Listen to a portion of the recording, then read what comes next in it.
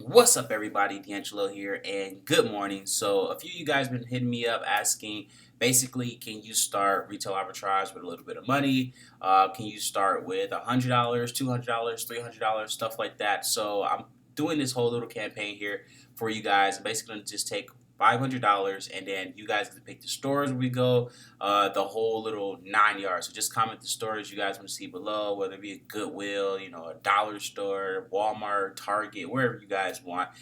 Just comment down below, and then I'll basically just start hitting those stores, and then of course we'll just do our little routine where we go out and we spend money. Obviously I'll take you guys with me, scan all the products, and we'll see how much money we can turn that $500 into. And this is obviously after costs, after all the costs of your printers and your all your other materials and stuff that you're going to need for, just to get started.